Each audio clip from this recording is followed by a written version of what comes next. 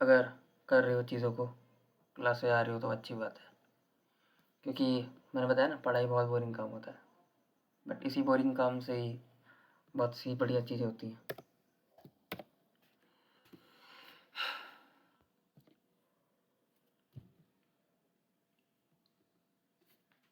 चलो पढ़ते हैं।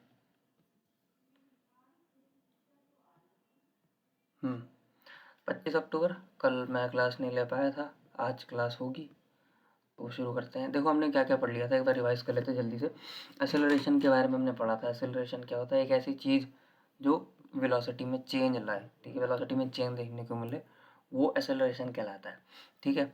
और इसको हमने निकालना भी सीखा था, V final minus V initial upon time, ठीक है, वी इनिशियल अपॉन टाइम। इसके साथ साथ हमने ये भी देखा था कि इधर पॉजिटिव, इधर नेगेटिव, ऊपर पॉजिटिव, नीचे नेगेटिव, ये सब हमने देख लिया था, ठीक है। अच्छा, अगर मैं आपसे एक अच्छा सा क्वेश्चन पूछूं, ठीक है, इसका रिप्लाई देना है, ठीक है। जैसे ये मान लो कि कोई ऑब्जेक्ट है, मान लो बीच में मैंने इधर धागा बांध दिया, धागा सा, ये धागा बांध के मैंने पत्थर बांध दिया, और पत्थर को मैं घुमा रहा हूँ ऐसे गोल गोल, ठीक है, गोल गोल घुमा रहा हूँ, ऐसा घुमाते हैं ना बच्चे से, गोल गोल पत्थर घुमाते हैं, तो वो मैं घुमा रहा हूँ, ठीक है। मान के चलिए कि ये 2 की रफ्तार से ना घूम रहा है, ठीक है, 2 की रफ्तार से घूम रहा है, गोल गोल गोल गोल गोल गोल गोल गोल, सिर्फ 2 ही रफ्तार है इसकी, ठीक है, इसकी रफ्तार बदल नहीं रही है। पहले 2 थी, फिर 2 है, 2 है, 2 है, ठीक है। यहाँ पे भी 2 थी इसकी, जब ये यहाँ पहुँचा तो भी यहाँ पे इसकी 2 है, जब ये यहाँ पहुँचा तो भी इसकी 2 है, जब ये यहाँ पहुँचा तब भी इसकी 2 है, जब यहाँ पहुँचा तब भी इसकी 2 है, 2 है, ठीक है, 2 से घूम रही है। क्वेश्चन ये कि क्या इसमें एक्सेलरेशन है, क्या इसमें एक्सेलरेशन है, ये क्वेश्चन है आपका। यस और नो में आंसर देना है, क्या इसमें एक्सेलरेशन है, यस और नो। 2 रफ्तार से घुमा रहा है, 2 ही रफ्तार है, रफ्तार बदल नहीं रही है, रफ्तार इसकी नहीं बदल रही है, तो आप ये कह रहे हो कि इसमें एक्सेलरेशन नहीं है, ठीक है। आप ये कह रहे हो कि इसमें एक्सेलरेशन नहीं है क्योंकि रफ्तार सेम है, ये बोलो कि रफ्तार सेम है तो एक्सेलरेशन नहीं है, ठीक है। इसका आंसर आपका गलत है, ठीक है, ऐसे क्वेश्चन नीट में आते हैं, ठीक है। इसका आंसर गलत क्यों है? क्योंकि देखो अगर इस केस में यहाँ देखो तो इसकी ये इधर घूम रहा है, तो इसकी रफ्तार इस डायरेक्शन में है, 2 की रफ्तार में है, बट डायरेक्शन इधर है। बट जब ये यहाँ पे आ गया तो ये इस डायरेक्शन में घूम रहा है, बट इसकी रफ्तार 2 है, ठीक है। जब ये यहाँ पहुँच जाएगा तो ये मान लो इस डायरेक्शन में इसकी रफ्तार होगी, और बट इसकी रफ्तार 2 होगी, बट डायरेक्शन चेंज हो जाएगी। मैं आपको बोल रहा हूँ कि हर मोमेंट पे, हर हर छोटे छोटे क्षणों पे इसकी डायरेक्शन चेंज हो रही है। ध्यान से देखो, जब ये यहाँ था तो ये इस डायरेक्शन में जाने की कोशिश कर रहा था, जब ये यहाँ आ गया तो ये इस डायरेक्शन में जाने की कोशिश कर रहा है। देखो पहले यहाँ जाने की कोशिश कर रहा था, अभी यहाँ जाने की कोशिश कर रहा है। हर एक मोमेंट पे इसकी डायरेक्शन चेंज हो रही है ना, हर एक मोमेंट पे इसकी डायरेक्शन चेंज हो रही है। इसका मतलब ये है कि वेलोसिटी का मतलब क्या होता है कि मैग्नीट्यूड प्लस डायरेक्शन, ठीक है। मैग्नीट्यूड तो उसका क्या है, 2 ही है, 2 की रफ्तार से घूम रहा है, बट डायरेक्शन तो उसका चेंज हो रहा है, और अगर डायरेक्शन चेंज हो रहा है तो वेलोसिटी भी चेंज हो रहा है, और वेलोसिटी चेंज हो रहा है तो एक्सेलरेशन है, ठीक है, एक्सेलरेशन है, ठीक है।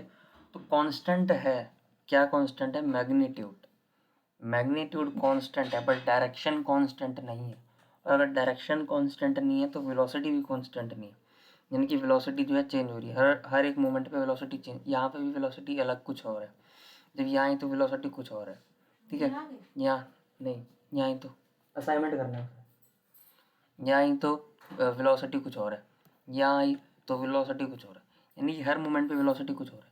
अब आप बोलोगे कि वेलोसिटी तो 2 है, बट 2 नहीं है, क्योंकि 2 मैग्नीट्यूड है, बट उसकी डायरेक्शन तो हर पॉइंट पे बदल रही, ठीक है। इस क्वेश्चन से बस ये बताने की मैं कोशिश कर रहा हूँ कि जब भी वेलोसिटी की बात हो, वेलोसिटी, ठीक है, वेलोसिटी की बात कोई करे तो 2 चीज़ याद रखनी, मैग्नीट्यूड और डायरेक्शन, मैग्नीट्यूड और डायरेक्शन, ठीक है। तो ये चीज़ आपको जो है अच्छे से ध्यान रखनी है, ये चीज़ इंपॉर्टेंट है, ठीक है। तो वेलोसिटी में आपको 2 चीज़ याद रखनी है, वेलोसिटी 2 चीज़ों से मिलकर बनी है, एक मैग्नीट्यूड, एक है डायरेक्शन। जब दोनों चीज़ें कांस्टेंट रहती है ना, तब वेलोसिटी कांस्टेंट रहती है। इस केस में मैग्नीट्यूड तो सेम है बट डायरेक्शन बदल रही है। इसमें अगर डायरेक्शन बदल रही है, एक चीज़ तो बदल रही है, यानी कि वेलोसिटी भी बदल रही है, और वेलोसिटी बदल रही है तो एक्सेलरेशन है, ठीक है। तो ये मैं आपको बोलने की कोशिश कर रहा हूँ। पंखा घूमता है, ये रहा पंखा, ठीक है, पंखा घूम रहा है। देखो पंखे की डायरेक्शन देखो, पहले यहाँ इस वाले पॉइंट की बात करें, ये पॉइंट इधर घूमने की कोशिश कर रहा है, बट ये पॉइंट जब यहाँ आ जाएगा तो इधर जाने की कोशिश करेगा। ये पॉइंट जो है इधर जाने की कोशिश करेगा। हर मोमेंट पे देखो उसकी डायरेक्शन बदल रही है, हर मोमेंट पे इसकी डायरेक्शन बदल रही है सर्कल। तो सर्कुलर मोशन में अगर आपको ये चीज़ नहीं पता थी तो फिर से, सर्कुलर मोशन में डायरेक्शन बदलती है हमेशा, डायरेक्शन हमेशा बदलती है, ठीक है। और डायरेक्शन अगर हमेशा बदलती है इसका मतलब वेलोसिटी बदलती है, वेलोसिटी चेंजिंग वेलोसिटी होती है। और अगर चेंजिंग वेलोसिटी थी तो हम इसको कह सकते हैं कि वो एक्सेलरेशन होता है, ठीक है, कि एक्सेलरेशन उसके अंदर है। और इस एक्सेलरेशन को हम बोलते हैं सेंट्रीपेटल एक्सेलरेशन, ठीक है। सेंट्रीपेटल, सेंट्री मतलब सेंटर में लगने वाला, और पेटल, सेंट्रीपेटल, ये इसका नाम है। इसको अच्छे से पढ़ेंगे बाद में, ठीक है। तो मैं ये कहता हूँ कि सर्कुलर मोशन जो होता है, जो कोई चीज़ गोल गोल घूम रही होती है, उस केस में एक्सेलरेशन प्रेजेंट होता है। ये चीज़ आपको याद रखनी है, ठीक है। चाहे चीज़ें कांस्टेंट रफ्तार से भी क्यों ना चल रही हो। ये चीज़ समझ में आई तो थम्स अप कर दीजिए, नहीं समझ में आई तो हंसी वाला इमोजी आ गई, ठीक है। अगर ये आ गई तो इसको नोट डाउन भी करते रहना, ये इंपॉर्टेंट चीज़ है, ठीक है। कि वेलोसिटी में दो चीज़ें, दो कंपोनेंट होते हैं, मैग्नीट्यूड और डायरेक्शन। और सर्कुलर मोशन के केस में डायरेक्शन बदलती है। अगली बार जब भी क्वेश्चन पूछा जाएगा, जब मिल के पूछा जाएगा कभी, तो ये क्वेश्चन गलत नहीं होना चाहिए, ठीक है। तो ये चीज़ें हैं, ये पता होनी चाहिए, बहुत बढ़िया। अब आगे चलते हैं। तो मैंने एक्सेलरेशन में देखो, मैं अभी तक हमारी तीसरी क्लास हो चुकी है, एक्सेलरेशन खत्म ही नहीं हुआ, इसलिए मैं कह रहा हूँ एक्सेलरेशन पे बहुत फोकस करने की ज़रूरत है। तो ये एक्सेलरेशन है। अच्छा, तो एक्सेलरेशन को पता करना बहुत ज़रूरी है, क्योंकि एक्सेलरेशन तभी पता करेंगे जब वेलोसिटी में बदलाव होगा। वेलोसिटी में बदलाव कब होगा? जब या तो मैग्नीट्यूड में बदलाव होगा या डायरेक्शन में चेंज होगा, ठीक है। तो ये चीज़ें हैं जो मैं आपको बताने की कोशिश कर रहा हूँ। अब मान के चलिए कि फिर से फ्लाइट है, फ्लाइट का एग्जांपल लेते हैं। ये एक फ़्लाइट है, ठीक है। ये फ़्लाइट उड़ी, अभी फ़्लाइट उड़ रही है, ठीक है। ये देखो ऐसे गई, ऐसे गई, ऐसे गई, फिर कुछ देर ये हवा में रहेगी, ऐसे उड़ती रहेगी, उड़ती रहेगी, उड़ती रहेगी, उड़ती रहेगी, फिर ये नीचे आएगी, नीचे आएगी, नीचे आएगी, और ये नीचे आ जाएगी। मान लो ये 2 की रफ्तार से ऊपर गई, फिर यहाँ भी 2 की रफ्तार है, यहाँ भी मान लो 2 की रफ्तार है, यहाँ भी 2 की है, यहाँ भी 2 की है, यहाँ भी 2 की है, यहाँ भी 2 की रफ्तार से चल रहा था ये। तो क्या इस केस में एक्सेलरेशन होगा? ये बताइए मेरे को जल्दी से।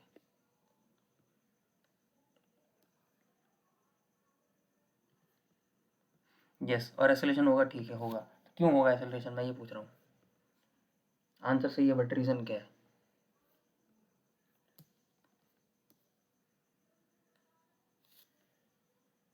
क्यों होगा एक्सेलरेशन? वेलोसिटी तो नहीं बदल रही है, वेलोसिटी तो 2 है ना, 2, फिर 2, फिर 2, 2, 2, 2, 2, 2, 2 से चल रही है वेलोसिटी। तो क्यों? मैग्नीट्यूड तो सेम ही है।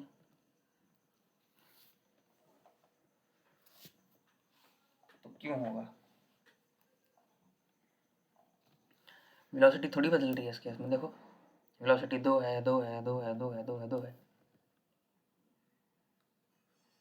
डायरेक्शन, बस यही सुनना था। देखो अभी इसका डायरेक्शन ये है, बट जब थोड़ा सा ऊपर उठेगा तो इसका डायरेक्शन ये हो जाएगी, फिर इसकी डायरेक्शन ये होगी, फिर इसकी डायरेक्शन ये होगी। मतलब डायरेक्शन देखो चेंज होती जा रही है। मतलब अगर एयरप्लेन की नोक को देखो ध्यान से, अगर एयरप्लेन ऐसे उड़ेगा तो थोड़ा सा ऐसा हो जाएगा ना, डायरेक्शन देखो ऊपर हो गई, ऊपर हो गई, फिर और ऊपर हो गई, फिर और ऊपर हो गई, फिर सीधी हो गई, फिर नीचे हो गई, है ना। डायरेक्शन बदल रही है, चाहे वेलोसिटी दो की हो। यानी कि इस केस में क्या आया, इस केस में क्या आया? एक्सेलरेशन आया, एक्सेलरेशन आया, यानी कि एक्सेलरेशन आया, ठीक है। अब फोर्स का फॉर्मूला पता होगा, पता है, force is equal to M A, ये भी पता है। यानी कि इस केस में एक्सेलरेशन आया, एक्सेलरेशन आया, आया, एक्सेलरेशन आया। इसका मतलब ये है कि इसको अगर मास से मल्टीप्लाई कर दें हम, किसके, जहाज के, तो हमको पता चल जाएगा कि कितना फोर्स लगाना पड़ा उसको उठाने के लिए, है ना। कितना फोर्स लगाना पड़ेगा। इसीलिए फोर्स को भी मत समझो, एक्सेलरेशन को समझो पहले। एक्सेलरेशन समझ में आ जाएगा तो फोर्स को क्या करना है, मास से मल्टीप्लाई करना है। सारा का सारा जो खेल है वो एक्सेलरेशन का ही है। इसलिए थर्ड क्लास, तीसरी क्लास है आज, क्लास नंबर 3 है या 4 है, जो भी है, आज 3 क्लास है शायद, वो हमारी अभी भी एक्सेलरेशन पे ही चल रही है, ठीक है। अब कुछ और अच्छे क्वेश्चन डिस्कस करते हैं, आ जाइए। HC वर्मा के जो क्वेश्चन है वो कर लेना जब भी टाइम मिले, जब भी स्कूल में टाइम मिले, आगे एक्सेलरेशन जो जो निकालना है वो करते रहना। अब हम जो है पहले से और थोड़ा सा और रिवीजन कर लेते हैं, फिर इंटीग्रेशन की तरफ बढ़ेंगे, क्योंकि नीट के पेपर देखा था ना हमने, याद करो। और उसमें इंटीग्रेशन के सवाल मैंने दिखाए थे कि दो दो तरह के सवाल आते हैं। एक सवाल आता है मोशन अंडर ग्रेविटी आता है, फ्री फॉल वाले, और दूसरा टाइप का क्वेश्चन जो होता है वो आता है इंटीग्रेशन वाला। ठीक है, तो अब देखिए ज़रा इस क्वेश्चन को पहले जो है प्रैक्टिस कीजिए। ठीक है, तो एक कोई टावर है, ये टावर, और एक एक सेकंड के बाद बॉल्स को गिराया जा रहा है। एक एक सेकंड के बाद बॉल्स को गिराया जा रहा है, हर एक सेकंड के बाद। आपको बताना है कि ये जो पहली बॉल है और जो चौथी बॉल है उसके बीच में कितना गैप है, कितनी हाइट का गैप है। ठीक है, एक एक सेकंड के बाद बॉल को गिराया जा रहा है। ठीक है, और कितनी बॉल गिरा चुकी हैं? 1 2 3 4 5, छठी बॉल गिराने जा रहा हूँ बस। ठीक है, जस्ट गिराने जा ही रहा हूँ। ठीक है, तो आपको बताना है पहली बॉल जो सबसे पहले गिरा दी थी और चौथी बॉल जो भी गिरा दी थी उनके बीच में कितनी हाइट का गैप है। ये आपको क्वेश्चन है। मैं रिकॉर्डिंग को पॉज कर रहा हूँ और इसको सॉल्व करना है। तो रिकॉर्डिंग दोबारा शुरू कर दी। 45 आंसर आ चुका है, देखते हैं। देखो क्वेश्चन ये था कि पहली बॉल, दूसरी बॉल, तीसरी बॉल, चौथी बॉल, पांचवी बॉल, छठी गिराने जा रहा हूँ। तो ये पहली हुई ना, ये दूसरी, ये तीसरी, ये चौथी, ये तीसरी है। ठीक है, तो पहली h हाइट है, तो दूसरी 3h, फिर 5h, फिर 7h, फिर 9h, है ना। h, 3h, 5h, 7h, 9h। ठीक है, तो ठीक है, इतना हो गया हमारा। तो 1 और 4 के बीच में हमको ये गैप निकालना है हमको। 1 से लेकर 4 तक का कितना गैप होगा। ठीक है, तो ये कितना है, देखो ये h है, ये 3h है, तो ये होगा 5h, 7h और 9h। 5 + 7 + 9 है, तो कितना हुआ ये, देखो 5 + 7 + 9, 21, 21h हो गया। हमको 21h ही निकालना है, खाली 21h निकालना है हमको, सिंपल है ना। क्योंकि 5 + 7 कितना होता है, 5 + 7 12, और 7 + 9 21, 21h निकालना है। और h ये रहा, h ये रहा, हर एक सेकंड में गिर रहा था, ये मैंने बता दिया था। तो s = ut + ½ a² यानी कि h = ut, u0 है, प्लस ½ at², ½ at यानी कि 5t², 1 का स्क्वायर 1 है ना, 1 का स्क्वायर 1। h की वैल्यू कितनी आई, 5, 5 का मल्टीप्लाई कर दो इधर, है ना। तो आंसर क्या है अपना, 105, 105 मीटर आंसर है, 105 मीटर आंसर है। 45 कहाँ से आ गया आंसर, 45 कैसे आ गया?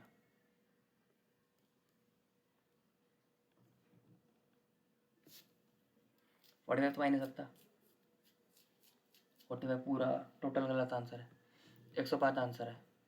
चलो आगे चलते हैं। तो देख लो अब कि क्या लेवल अभी है और किस लेवल पे जाना है अभी।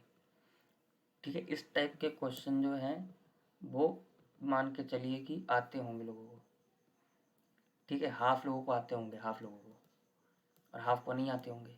अभी आपकी अभी भी ये कैटेगरी में चल रही है, यहाँ से यहाँ पे आना है, क्योंकि ये 4 नंबर हैं, 4 नंबर चले जाएंगे इससे, एक क्वेश्चन 4 का होता है।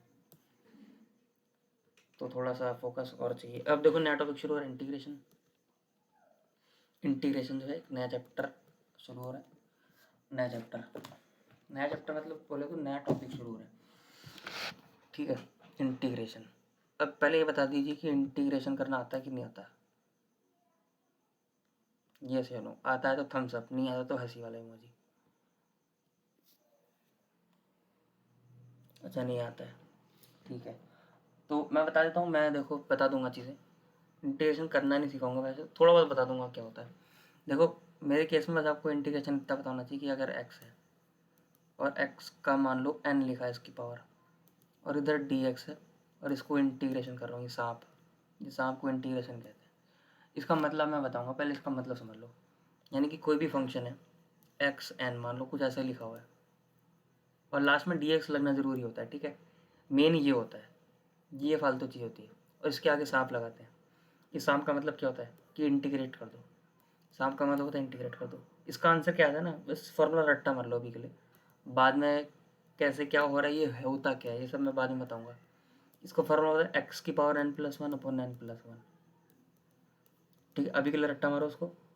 इंटीग्रेशन की रियल फीलिंग क्या है, मतलब मैं कर क्या रहा हूँ उसमें, मैं प्लस करता हूँ, तुम्हें को पता है ना प्लस से प्लस होता है, मतलब जोड़ते हैं, माइनस का मतलब घटाते हैं। ये सांप का मतलब क्या होता है, सांप का मतलब होता है प्लस करना। ठीक है, सांप का मतलब होता है प्लस करना। अच्छा, कैसा प्लस करना बताता हूँ आपको। जैसे मान लो इंटीग्रेशन की थोड़ी फील चाहिए, इंटीग्रेशन को थोड़ा सा करीब से समझना है तो थम्स अप करो, और खाली अगर ऊपर से समझना है और क्वेश्चन करने हैं तो हंसी वाला इमोजी भेजो ऊपर से। अच्छा, मतलब अच्छे से समझना है। चलो इंटीग्रेशन को अच्छे समझेंगे, फिर आज क्वेश्चन नहीं करेंगे, आज इंटीग्रेशन समझेंगे होती क्या है। ठीक है, अब देखो इंटीग्रेशन ना क्या है, इंटीग्रेशन, इंटीग्रेशन पहली बात तो देखो ये वर्ड बना है इंटीग्रेट से, इंटीग्रेट। ठीक है, इंटीग्रेट, इंटीग्रेट का मतलब होता है जोड़ना, लोगों को जोड़ के रखना, कि इस कंट्री में बहुत ज़्यादा इंटीग्रिटी है, यानी कि कंट्री बहुत जुड़ी हुई है, ये फैमिली बहुत इंटीग्रिटी से है, इंटीग्रेट हो रखी है। मैं आपको चल के दिखाता हूँ। ठीक है, गूगल पे चलते हैं और एक बार थोड़ा सा इसका हिंदी मीनिंग देख लेते हैं, integrate meaning in Hindi.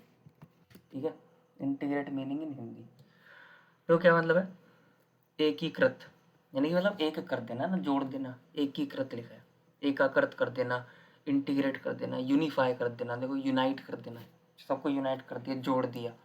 Integration का मतलब ये होता है जोड़ना। ठीक है, जोड़ देना, इंटीग्रेट कर देना, अखंड कर देना, मतलब पूरा कंप्लीट जोड़ देना, कंप्लीट कर देना, ये होता है इंटीग्रेट का मतलब। और इंटीग्रेशन क्या होता है, इंटीग्रेशन, इंटीग्रेशन का मतलब होता है जोड़ने का प्रोसेस। ठीक है, जोड़ने का प्रोसेस को बोलते हैं इंटीग्रेशन, कि जब मैं जोड़ रहा हूँ तो किस तरीके से जोड़ूंगा, वो है इंटीग्रेशन। ठीक है, तो इंटीग्रेशन का मतलब होता है जोड़ना। इतना समझ में आ गया होगा, रिकॉर्डिंग ऑन है ना। अब देखो इंटीग्रेशन को और मैं आपको डीप समझाता हूँ, और डीप इमेजिनेशन चाहिए। अब मान लो एक रॉड थी आपके पास, लोहे की रॉड, आपके घर पे कोई रॉड रखी है मान लो। ठीक है, लोहे की रॉड है, इमेजिन करिए वो लोहे की रॉड आपके हाथ में है। ठीक है, मैंने आपको एक टास्क दिया है, ये रहे आप, मैंने आपको एक काम दिया है, मैंने आपको काम ये दिया है कि भाई आपको क्या करना है, आपको ये रॉड पकड़नी है, इसके दो टुकड़े करवाने हैं, एक टुकड़ा आपको फेंकना है और एक टुकड़ा जो है अपने पास रखना है। ठीक है, और जो फेंक दिया उसको फेंक दिया, अब आपके पास कितनी बची रॉड, इतनी बची। ठीक है, ये रॉड क्या करना है, आपको अपने दोस्त को देना है, ये आपका दोस्त, वो रॉड क्या करेगा, इस रॉड को आधा करेगा, आधा फेंकेगा, आधा अपने पास रखेगा, ये रही आधी। अब फिर ये क्या करेगा, ये अपने किसी और दोस्त को देगा, वो उसका आधा करेगा, इसको फेंकेगा, इसको अपने पास रखेगा, फिर इसका आधा होगा, फिर इसका आधा होगा। समझ रहे हो मेरी बात, मतलब क्या है चीज़ें, मतलब बात मेरी बोलने की मतलब ये है कि कोई रॉड थी, इसको आधा करो, आधा फेंको, आधा आगे बढ़ा दो, बोलो कि भाई तुम्हारा ये काम है कि इसको क्या करना है, इसको आधा करके आधा फेंकना है और आधा आगे बढ़ा देना। ठीक है, और मान लो कि पूरा तुम्हारा शहर है, तो ये क्या खुल गया, इसको बंद करता हूँ पहले।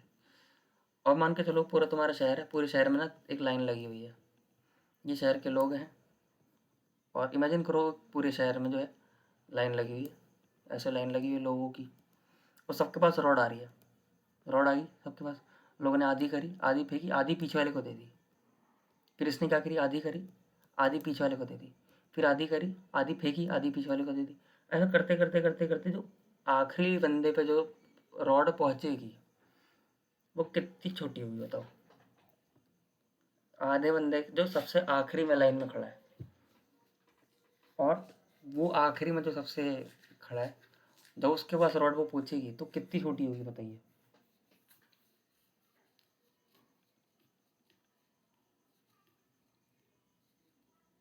बहुत छोटी है ना, बिल्कुल बहुत छोटी। ठीक है, तो इसको मैथमेटिक्स में कैसे बोलते हैं मैं बताता हूँ, मैथमेटिक्स की लैंग्वेज में इसको कुछ इस तरह से बोलते हैं कि एक बहुत बड़ी रॉड थी जिसकी लेंथ एक्स थी, एक्स, बट जब मैंने इसको बहुत टुकड़ों में तोड़ दिया, बहुत टुकड़ों में तोड़ दिया, बहुत सारे टुकड़ों में तोड़ दिया, तो जो आखिरी बंदे के पास जो बची रॉड, उस रॉड की लेंथ होगी dx, ठीक है। dx मतलब डिवीजन कर दिया किसका, x का। इसको ऐसे पढ़ते हैं, dx का मतलब डिवीजन कर दिया x का, ठीक है। तो ये कुछ इस तरह से हम पढ़ते हैं। मान के चलो कोई एक रॉड थी जिसकी लेंथ थी, मान के चलो कुछ भी थी, z थी, x थी, y थी। अब जब इसको तोड़ेंगे बहुत छोटे छोटे हिस्से में, जो आखिरी एक टुकड़ा बचेगा उसकी लेंथ होगी dy, क्योंकि y को तोड़ा है आपकी बार, ठीक है। तो जिसको भी तोड़ते हैं उसको हम क्या कहते हैं, जिसको भी तोड़ते हैं उसके आगे हम d लगा देते हैं, खाली d बताते हैं कि हमने उसको डिवाइड किया है। किसको डिवाइड किया, y को डिवाइड किया, ठीक है। तो इस चीज़ को हम कहते हैं। अच्छा, तो मैं अभी क्या कर रहा हूँ, खाली एक y को तोड़ रहा हूँ, एक y के हिस्से को तोड़ रहा हूँ, ठीक है। अब देखो इमेजिन और करिए कि कुछ इस तरह से ये भी तो हो सकता है कि मान लो आपके सामने क्या है, एक ना वो चूड़ी होती है, चूड़ी इमेजिन करिए, चूड़ी का आधा हिस्सा इमेजिन करिए, ये चूड़ी का आधा हिस्सा है, वो चूड़ी टूट गई है, मान लो चूड़ी बीच में टूट गई है, तो ये एक तरह से खाली इस तरह से बन गई है, कुछ ऐसे इमेजिन करिए इसको, ठीक है। इसके साथ भी सेम कंडीशन करनी है कि इसको भी ब्रेक करना है, इसको भी ब्रेक करना है, इसको थ्रो और इसको पॉजिटिव अपने पास रखना है, फिर ये बचेगी ये, फिर इसको भी थ्रो करना है, इसमें से किसी को थ्रो कर देंगे, इसको थ्रो कर देंगे लेटर से, और ये बच गया। फिर इसको भी कट करके इसको थ्रो कर देंगे, एक पार्ट थ्रो कर दिया, ये बच गया। फिर इसको थ्रो कर देंगे, तोड़ तोड़ के आखिरी में एक छोटा सा पीस बचेगा, इतना सा, ठीक है। ये देखो, इसको मैं जूम करके दिखाता हूँ, ठीक है। ये देखो, ये एक छोटा सा हमारे पास क्या एलिमेंट बचेगा, ये रहा, ये रहा, ये एक एलिमेंट बचेगा। इसको क्या बोलेंगे, इस एलिमेंट को क्या बोलेंगे, जो सबसे कि इसके बाद में और ब्रेक कर ही नहीं सकता, ठीक है। तो हर चीज़ के ना इंटीग्रेशन में क्या है, जो भी इंटीग्रेशन करते हैं, तो इंटीग्रेशन में हमको करना क्या होता है, इंटीग्रेशन का मतलब ये होता है कि ये छोटे छोटे पीसेस है ना, ये पीस, ये पीस, ये पीस, इनको जोड़ के हम ये देखते हैं कि बना क्या, इनको हम जोड़ के देखते हैं कि बना क्या। जैसे कि मैंने रॉड का एग्जांपल दिया था, थोड़ा सा चूड़ी वाला एग्जांपल अभी के लिए भूल जाओ, चूड़ी वाला का एग्जांपल छोड़ोगे, अभी रॉड का एग्जांपल दो।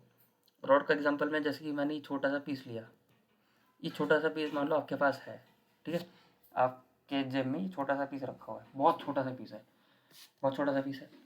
और ऐसी और भी रॉड होंगी जिसमें और लोगों के पास भी छोटे छोटे छोटे छोटे पीस होंगे। इंटीग्रेशन का मतलब वही होता है कि उन छोटे छोटे पीसेस को कंबाइन करते करते करते करते देखना कि बना क्या, उसको इंटीग्रेशन कहते हैं, वो है इंटीग्रेशन, ठीक है। तो ये चीज़ होती है इंटीग्रेशन, इंटीग्रेशन। और तोड़ने के प्रोसेस को बोलते हैं डिफरेंशिएशन, डिफरेंशिएट करना, ठीक है। तो ये मैं लिख देता हूँ, TION,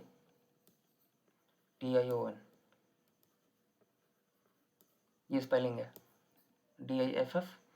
DIFFERENTION, ठीक है। इसका मतलब होता है कि टू ब्रेक, तोड़ना, ब्रेक करना, ठीक है। और इंटीग्रेशन का मतलब मैंने बताया ना, जो जो पीसेस छोटे हो चुके हैं उनको कंबाइन करके देखना बना क्या, ठीक है। जैसे कि एग्जांपल के देखो, मान लो सारे चूड़ी के हिस्से जो है टूट गए, छोटे छोटे छोटे छोटे हिस्से जो है टूट गए हैं, ठीक है, छोटे छोटे हिस्से टूट गए हैं। अब आपकी जेब में रखे हैं, अब इन सबको जोड़ना है और जोड़ के देखना है बना क्या, तो क्या बनेगा आपको पता है, एक चूड़ी बन जाएगी जोड़ के। तो इसी जोड़ने के प्रोसेस को क्या कहते हैं, इंटीग्रेशन करते हैं, ठीक है। और इसी चूड़ी से छोटे छोटे पीसेस को तोड़ने को क्या बोलते हैं, ये लिखा मैंने डिफरेंशिएशन, ठीक है। तो ये होती है चीज़। अच्छा, अब ये भी तो कह सकते हो कि भैया हम तोड़ने के लिए तो ये भी तोड़ सकते हैं कि इतना तोड़ दिया, इसको फेंक दिया, ये तो बच गया ना, ये भी तो तोड़ना ही हुआ।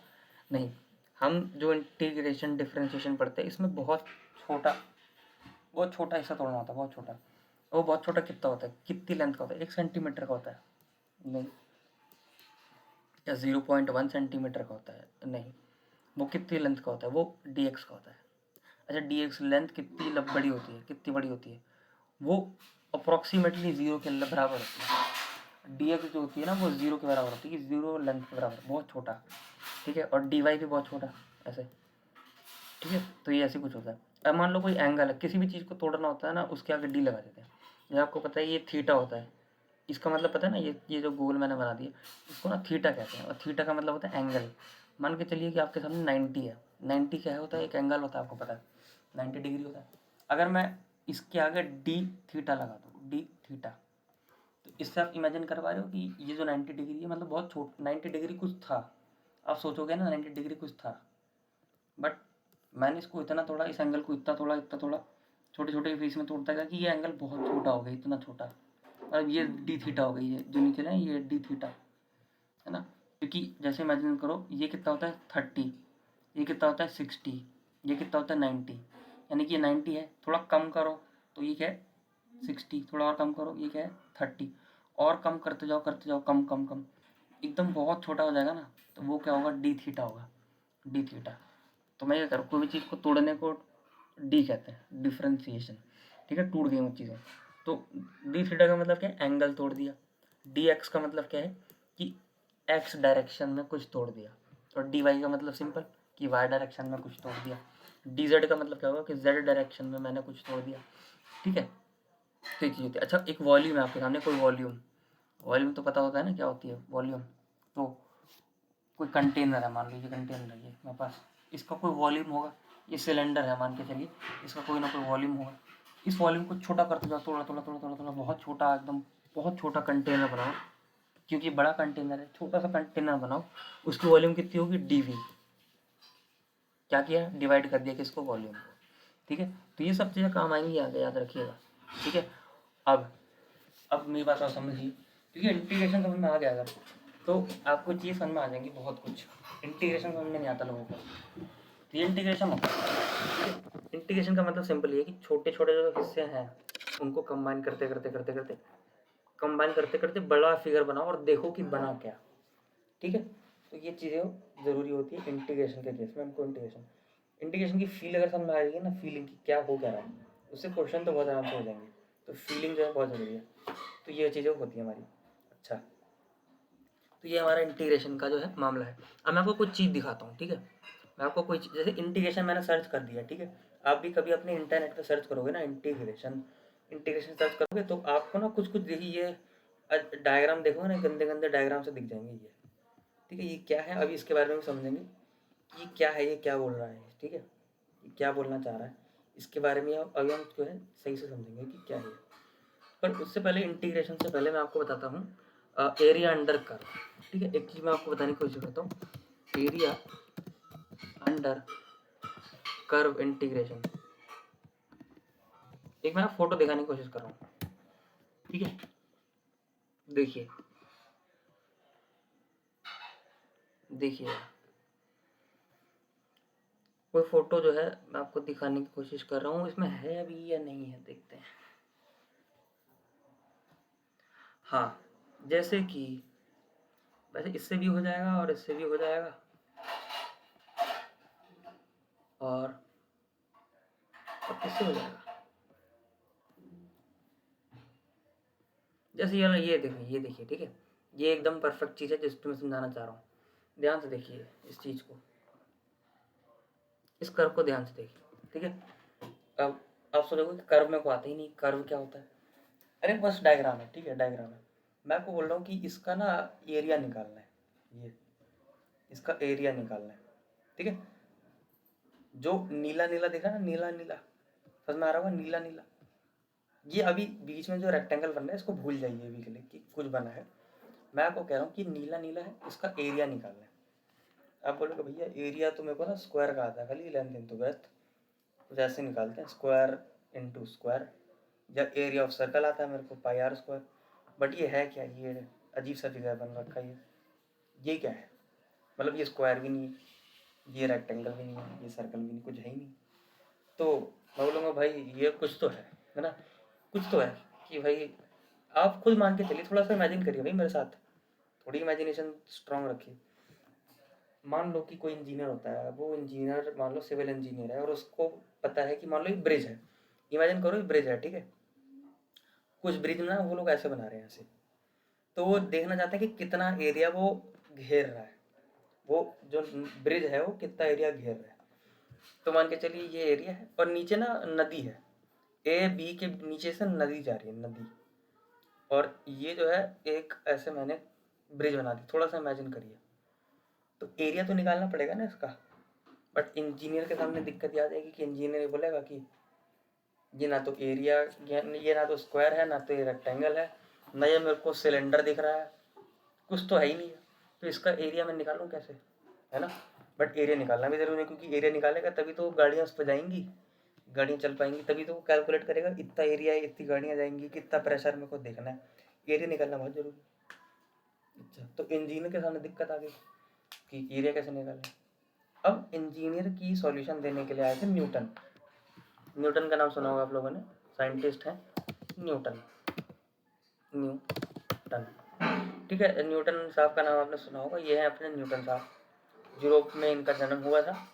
ये न्यूटन जो पेड़ के नीचे बैठे थे और फिर इन्होंने ग्रेविटी खोजी। न्यूटन से पूछा भैया कि क्या आपके पास कोई सॉल्यूशन है, मतलब आप एरिया निकाल के दे सकते हो उसका, एरिया। तो न्यूटन ने बोला भाई फिर से क्वेश्चन पूछना जरा, मेरे से पूछ के रहे तुम। फिर इंजीनियर ने बोला भाई ये देखो, इंजीनियर ने बोला न्यूटन भाई मेरी ना बहुत हेल्प चाहिए आपकी। हेल्प कुछ इस तरह से कि ऊपर ना मैं रोड बना रहा हूँ, रोड कुछ इस तरह से है कि भाई कुछ इस तरह से, ये ना रोड है, ये ना रोड है, इसे रोड मतलब थोड़ी सी गड्ढे में है, फिर ना ऐसे ऊपर से जा रही है ये, ठीक है, ये रोड कुछ ऐसी है और ये ना ऐसे ऊपर से जा रही है ये, ठीक है, ये रोड है। न्यूटन को ही बोला, और ये रोड क्योंकि भाई वैसे बनी होगी, मतलब मोटी होती है ना रोड, तो ये रही रोड, तो ये रही रोड, ठीक है। और फिर बोल रखा है कि उसको कि भाई ये रोड ना मतलब पिलर वाली रोड नहीं है ना, मैंने पूरी ऐसे बना दिया, ऐसे ही मतलब ऐसे ही बना दिया, ये रोड मैंने बना दी, ये ऐसे से लेकर ऐसे मैंने बना दिया, और ये रोड है पूरी, ठीक है। इमेजिन करिए, थोड़ी सी इमेजिनेशन चाहिए, ये रोड है, ऐसी होती है ना रोड की बीच में लाइनें होती हैं ऐसे, ठीक है भाई, ये रोड है और ये मतलब मैंने पूरे सीमेंट भर दिए यहाँ पे, भर दिए, ठीक है, सीमेंट भर दिए, ठीक है, मैंने भर दिया। तो न्यूटन ने बोला हाँ तो दिक्कत क्या है, तो दिक्कत ये है कि भाई ये रोड तो है, बट ये रोड ना मतलब ये ना नदी पे बनी हुई है, नदी मतलब नदी बीच में है और रोड भी है, कुछ इस तरह से कि ये नदी जा रही है, ये ऐसे, ये नदी जा रही है ऐसे, ठीक है, ये पानी है इसका नदी का, और ये नदी उधर निकल गई है उधर, ठीक है। इमेजिन कर पा रहे हो ना क्या मैं बनाने की कोशिश कर रहा हूँ, तो ये नदी है, ठीक है, ये। तो न्यूटन से बोला भाई इसका एरिया निकाल कर दे दे तो मेरे को, कुछ तरीका है तुम्हारे पास। न्यूटन से पूछा कुछ तरीका है तुम्हारे पास कि इसका एरिया निकाल जाए, क्योंकि भाई मैं इंजीनियर हूँ, इसका एरिया नहीं निकाल पाऊंगा तो भाई कैलकुलेशन गड़बड़ हो जाएगी, तो रोड ना धंस जाएगी नीचे, गाड़ियाँ धंस सकती हैं, क्योंकि कैलकुलेशन चाहिए मेरे को इसकी रोड की, और ये पूरी रोड है कुछ इस तरह से, ठीक है। तो न्यूटन ने बोला एरिया निकालते हैं ना किसी भी चीज़ का, तो हम ये कर सकते हैं कि जैसे मान लो कि इसका एरिया निकालना ही है हमको, अपने को इसका एरिया निकालना है, मतलब यही है, इसका एरिया निकालना है। अब न्यूटन ने बोला भाई काम करो, तुमको एरिया निकालना किसका आता है। इंजीनियर ने बोला, क्योंकि इंजीनियर बहुआ था, तो उसने बोला भाई मेरे को रेक्टेंगल का आता है खाली। न्यूटन ने बोला अच्छा रेक्टेंगल का आता है ना, बोला ठीक है एक काम करो, ये क्योंकि तुम्हारी रोड कुछ इस तरह से है, ये न्यूटन बोल रहे हैं, ठीक है, न्यूटन। तो न्यूटन बोल रहे भाई तुम्हारी रोड ये है ना ये, तो उसने बोला, तो उसने बोला भाई तुम ना इमेजिन करियो कि बहुत छोटे छोटे इस रोड को ना छोटे छोटे टुकड़ों में डिवाइड कर दो, छोटे छोटे, मतलब ये छोटे छोटे कि इसकी जो पतलाई है, ये इसकी जो विड्थ है बहुत छोटी हो, बट इसकी लेंथ लंबी हो कुछ इस तरह से, और यहाँ पे छोटे छोटे रेक्टेंगल, सुनना रहा है, और इन छोटे छोटे रेक्टेंगल को ना प्लस कर दियो भाई, क्योंकि रेक्टेंगल का एरिया निकालना तो आता ही है ना तेरे को, ऐसे ही न्यूटन ने बोला। न्यूटन ने बोला रेक्टेंगल का एरिया तो निकालना आती है ना तेरे को, ऐसे छोटे छोटे रेक्टेंगल मान के चल तू, छोटे छोटे, और इन छोटे छोटे रेक्टेंगल को प्लस कर दे। तो न्यूटन ने ये जवाब दिया कि छोटे छोटे रेक्टेंगल को निकाल प्लस कर। इंजीनियर ने बोला ये कर सकते हैं क्या, तो न्यूटन ने बोला हाँ बिल्कुल कर सकते हैं, हो सकता है कि आंसर थोड़ा आगे पीछे हो जाए, थोड़ा सा होगा एकदम, थोड़ा थोड़ा सा आगे पीछे हो जाएगा, पर एरिया तो आ जाएगा तेरा। तो उसने बोला ठीक है। फिर क्या हुआ, न्यूटन ने बोला भाई तुम ये करते करते करते कितने छोटे छोटे बनाओगे, अगर मान लो तुम्हारा 10 किलोमीटर का तुम्हारा ब्रिज है, तो क्या छोटे छोटे तुम कैलकुलेट करते रहोगे, इंजीनियर बोला यार फिर तो दिक्कत हो जाएगी कि छोटे, मान लो एक दीवार है, मेरे पीछे दीवार है, इस दीवार का ही एरिया अगर छोटे छोटे रेक्टेंगल से ही निकालना हुआ फिर तो हो ही नहीं पाएगा। तो न्यूटन ने बोला भाई इसके लिए मैं तुमको एक नई चीज़ सिखा के जा रहा हूँ, वो सीख लेना, उसको कहते हैं इंटीग्रेशन। बोला अच्छा ये क्या होता है, हमको तो प्लस करना आता था। कह रहे भाई जो तुम प्लस करोगे ना, छोटा छोटा प्लस करो, एक काम करो तुम एक ही छोटा मानो, एक ही छोटा मानो, और तुम इस ग्राफ की, इस कर्व की इक्वेशन निकाल दो किसी तरह। इक्वेशन निकालना आसान होता है इंजीनियरिंग में, तो बोल देंगे कि भाई इसकी इक्वेशन निकाल दो, ठीक है। इक्वेशन निकल जाएगी और एक ही रेक्टेंगल लो और उसको यहाँ से लेकर, यहाँ शुरुआत से लेकर यहाँ तक इंटीग्रेट कर दो। यानी कि इमेजिन करो कि छोटा सा रेक्टेंगल है, उसको यहाँ से लेकर यहाँ तक तुम इंटीग्रेट कर दो, यानी कि छोटे छोटे छोटे छोटे प्लस कर दो। तो इंटीग्रेशन का मतलब क्या होता है कि छोटे छोटे हिस्सों को प्लस कर देना तेज से ही, एकदम तेज से ही, उसको इंटीग्रेशन कहते हैं, ठीक है। और जब इससे किया तो इंजीनियर को पाया कि आंसर एकदम करेक्ट आया। इसको कहते हैं इंटीग्रेशन, इसलिए इंटीग्रेशन बहुत ज़रूरी है। इंटीग्रेशन कुछ ऐसे सवालों को हल करता है जो बहुत मुश्किल होते हैं। मान के चलिए कि आपके घर के सामने एक पड़ता है पुस्ता, ये रहा वो रोड, ठीक है, और ये रहा इसके नीचे आपका घर, ये ढलैया है, ठीक है, ये ढलैया है, ये उधर ढलैया है, उधर जा रही है जो ढलैया, और इधर एक ना नदी बहती है, बहुत फेमस नदी है, गोमती नदी कहते हैं इसको, ठीक है। ठीक है भाई, गोमती नदी है, बहुत बढ़िया। तो गोमती नदी में गोमती नदी में, ठीक है, गोमती नदी में कितना पानी है, ठीक है, कैसे कैलकुलेट करेंगे।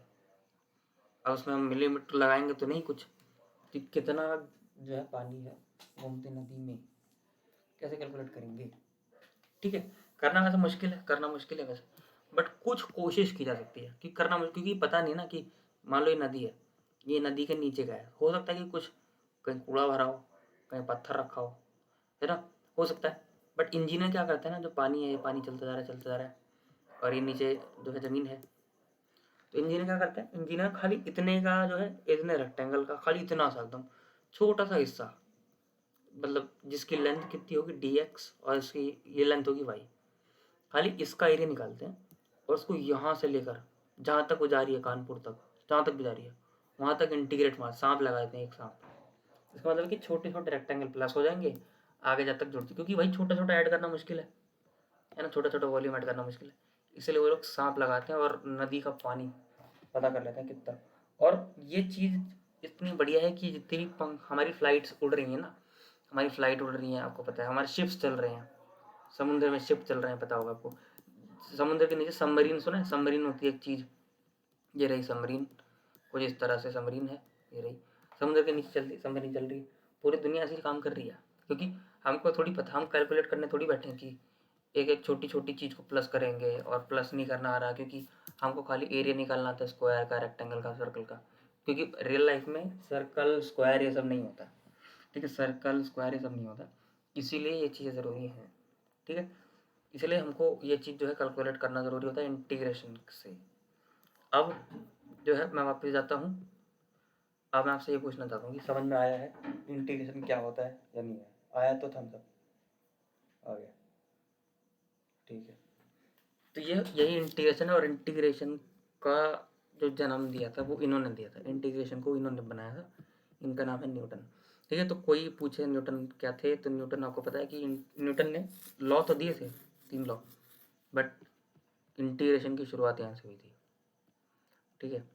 और इंटीग्रेशन जो है उसने, मतलब हम तो सिलेबस में पढ़ते ही हैं उसको, बट इंटीग्रेशन का रियल लाइफ एग्जांपल क्या है कि उसने हमारे काम को आसान कर दिया। खुद देखो ना, हम लोग जैसे मान के चलिए कि आपने सुना होगा कि चंद्रमा है, चंद्रमा से चंद्रयान भेज दिया, ये रहा चांद। अब कितना दूर है पता थोड़ी है, कितना दूर है कुछ नहीं पता। हम क्या करते हैं, छोटी सी दूरी निकालते हैं, उसको इंटीग्रेट मार देते हैं कहाँ तक, चंद्रमा तक। उसमें थोड़ी और भी मॉडर्न मॉडर्न टेक्नोलॉजी लगती है, कुछ कुछ चीज़ें लगती हैं, पर मतलब कॉन्सेप्ट यही रहता है, कॉन्सेप्ट ये रहता है, ठीक है। तो हम इंटीग्रेशन का मतलब क्या है कि छोटा आंसर निकालो, सिर्फ छोटा आंसर निकालो, और उसको यहाँ से लेकर यहाँ तक इंटीग्रेट कर दो, तो चांद तक भी पहुँच, तो चांद तक पहुँचने का एक तरीका इंटीग्रेशन है। तो ये चीज़ें इंटीग्रेशन है, ठीक है। तो ऐसे ही नहीं, वो न्यूटन जो है ऐसे ही न्यूटन नहीं है, इन्होंने सोचो तो, खुद सोचो था इन्होंने क्या क्या सोच लिया। इससे पहले देखो इंटीग्रेशन जो है ना, इंटीग्रेशन, अब कुछ लोग क्या बोलते हैं कि जैसे कि इंटीग्रेशन की बात करें, कुछ लोग ये चिल्लाते हैं कि इंटीग्रेशन हमको रियल लाइफ में दिख नहीं रही है। जैसे कि ये रही इंटीग्रेशन, ठीक है, सर्च किया मैंने और इस पे गया। अभी देखना इसमें ना बहुत से फॉर्मूले होंगे, ये देखो दिख रहा है ना, कुछ फॉर्मूले है, ये सब छोड़ दो, भी फॉर्मूले क्या है क्या नहीं, बट जैसे ये है, ये मैंने खोल खोल के मान लो किसी को भेज दिया ऐसे ही, मैंने सुबह सुबह गुड मॉर्निंग की जगह ये किसी को भेज दिया, ये तो बोलेगा भाई क्या भेज दिया, ये तो मेरे को कुछ समझ में नहीं आ रहा। और मान लो वो बोले समझ में भी आ भी रहा है, कुछ कुछ समझ में आ भी रहा है, पर वो ये बोलेंगे ना कि मैं जब रोड पर चलता हूँ तो मेरे को कहाँ दिखता है कि साइन है, मेरे को कहाँ दिखता है एन है, ये एक्स डी है, ये सांप इंटीग्रेशन, ये -1 है, ये कहाँ दिखता है मेरे को, लोग यही कहते हैं। बट इंटीग्रेशन दिखता है बिल्कुल, उसके लिए ये नज़रिया चाहिए ऐसा थोड़ा सा, आपको देखना पड़ेगा कि कौन सी ऐसी चीज़ें हैं जिसको हम कैलकुलेट नहीं कर पाते हैं। खुद देखो बहुत सी चीज़ें जिसको हम कैलकुलेट नहीं कर पाते, है ना। जैसे समुद्र की गहराई कितनी है, नदी में पानी कितना है, यहाँ से समुद्र तक, यहाँ से चांद तक कितना रास्ता है, सूर्य तक कितना रास्ता है, इंची टेप लेकर नाप नहीं सकते ना। इसलिए बहुत सी ऐसी चीज़ें हैं जो हम नहीं कर सकते, नहीं नाप सकते, इस केस में हम इंटीग्रेशन लगाते हैं। जिस केस में हम प्लस नहीं कर सकते वहाँ इंटीग्रेशन लगाते हैं। और इन्होंने क्या दिया था, खाली प्लस करना हमको सिखाया था, न्यूटन ने हमको खाली प्लस करना सिखाया था, बट वो प्लस बहुत बड़े लेवल पे वो लेके गए थे, उसको कहते हैं हम इंटीग्रेशन। ठीक है, अब मैं आपको एक वीडियो भी दिखा देता हूँ जिससे थोड़ी सी और क्लियरिटी हो जाए। बिल्कुल एयर देखो, एयर, हवा आपके सामने, हमारे धरती पे कितनी हवा है, कितनी, मतलब अगर हवा को हम समेट के एक बोरी में भर दें तो कितनी हवा होगी, कैसे करेंगे हम, इंटीग्रेट ही तो करना पड़ेगा, खुद बताइए। अब इंटीग्रेट कैसे करेंगे, वो तो मैथ्स वाले करते हैं, बट कॉन्सेप्ट तो क्लियर, हम क्योंकि 11th क्लास के स्टूडेंट हैं, हमको वो ये कैलकुलेट नहीं करना कि कितनी हवा क्या हवा, ठीक है। वो लोग तो एक्सपर्ट्स होते हैं अपनी फील्ड में, वो जो कैलकुलेशन करते हैं, पर हमको पता होना चाहिए कि इंटीग्रेशन का रियल लाइफ एग्जांपल होता ज़रूर है, होता ज़रूर है, बट वो हमको दिखता नहीं है, पर अब की बार दिखेगा, अगली बार दिखना शुरू हो जाएगा इंटीग्रेशन। ठीक है, देखते हैं कुछ अच्छी वीडियो अगर दिखने को मिल जाए तो कुछ अच्छी वीडियो देख लेते हैं इंटीग्रेशन के ऊपर, इंटीग्रेशन वीडियो, कुछ एनिमेशन टाइप की कुछ अच्छी वीडियो होती है ना यूट्यूब पे, अच्छी होती है। देखो सोशल मीडिया जो चीज़ें है ना, बहुत बढ़िया चीज़ें हैं, बट उसका गलत इस्तेमाल होता है। इंटीग्रेशन एनिमेशन, सोशल मीडिया देखो, यूट्यूब क्या है, यूट्यूब भी एक सोशल मीडिया, लोग स्क्रॉल करते हैं, शॉर्ट्स देखते हैं। अब आप ये देखो इंटीग्रेशन आपने समझ लिया, अब यहाँ से आप इंटीग्रेशन को और अच्छे से जो है समझ सकते हो, एकदम अच्छे से जो है चीज़ों को क्लियर कर सकते हो। बात वह है कि देखो जैसे ये यूट्यूब चैनल है 3 ब्लू 1 ब्राउन, अब ऐसे बंदे ने पूरी इंटीग्रेशन को सही से समझा रखा है, बट लोग इसको ना देख के कुछ और देखते हैं। इसमें सोशल मीडिया की गलती नहीं, लोगों की गलती है। सोशल मीडिया तो बहुत काम की चीज़ है, यूट्यूब भी एक सोशल मीडिया ही है, ठीक है। तो ये चीज़ें हैं, देखते हैं कोई जो है अच्छी हो तो, इधर जैसे ये इंटीग्रेशन कर रहे हैं इससे, क्या पता कुछ काम का दिख जाए, तो ऐसी चीज़ देख सकते हो, बढ़िया चीज़ें आती हैं। देखो एनिमेशन अच्छी खासी इन लोगों ने बना रखी है। वही बात है, लोग जो है देखना पसंद नहीं करते हैं इन चीज़ों को, कौन लगाए दिमाग। देखो इसमें कर क्या रहा है ये, वो एरिया को जो है छोटे छोटे रेक्टेंगल में तोड़ के उसको प्लस कर दे रहा है बस। और ये मुश्किल मुश्किल चीज़ दिख रही है बहुत आसान, ठीक है, कुछ मुश्किल नहीं है, कर कुछ नहीं रहा, छोटी सी चीज़ कर रहा है, दिखा बस बढ़ा रहा है। तो जैसे ये वीडियो है, देखता हूँ शायद ये काम की हो, ये काम की है।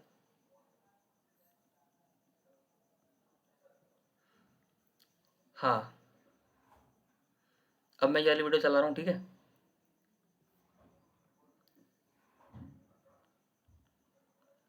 बिल्कुल डिपेंड करता है। बताना आवाज़ आ रही है कि नहीं आ रही है, ठीक है, पहले बताना आवाज़ आ रही है कि नहीं आ रही है।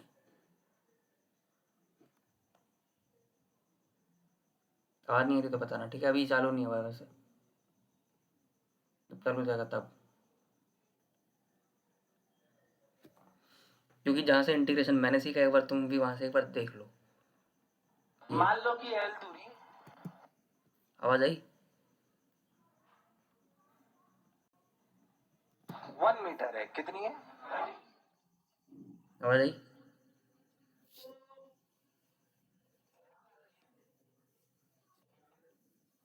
चलो रुको, फिर मैं एक काम करता हूँ, स्टॉप प्रेजेंट करता हूँ, दोबारा प्रेजेंट करता हूँ। अच्छा, रिकॉर्डिंग वालों के लिए ये वाली वीडियो ज़रूर देख लीजिएगा, ठीक है। Best way of understanding integration by physics by NV sir, एक बार देख लीजिएगा इसको, ठीक है।